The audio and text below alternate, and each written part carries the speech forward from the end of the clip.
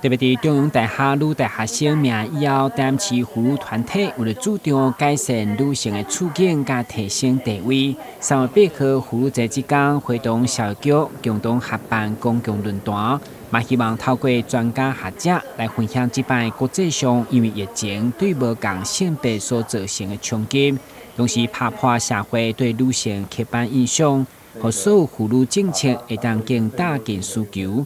对此，市长吴伟霆嘛到场听出女性朋友的心声，表达支持。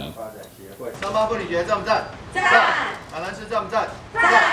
因为这一次的疫情，那有很多的家庭受到一些影响，那这些影响都需要靠妇女来承担的时候，其实妇女的能力是有限的，所以我们也希望妇女在市政府的照顾之下，这个资源分配能够更均匀，然后我们也要谢谢这个台南市政府的一直鼓励跟帮助。为了市长甲去年同款对永华市政中心1楼的联合服务中心开始送花给女性朋友，祝贺大家妇女节快乐，嘛互收到的职工欢喜甲。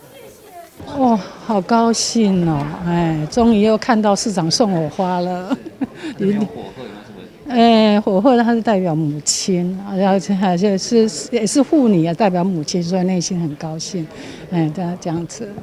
同时，今年为了支持在地花卉，市长也特别选买红色的火鹤，有相当意义。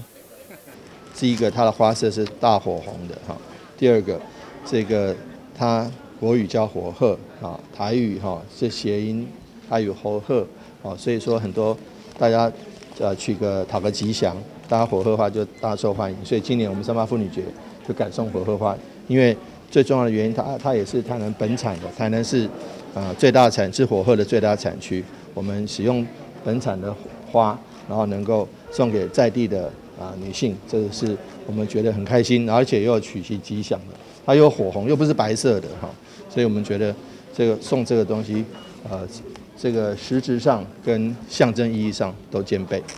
庆祝妇女节除了送花表达心意，校局主要嘛是希望共同为女性朋友提供更加多元完善的福利服务，才是要紧。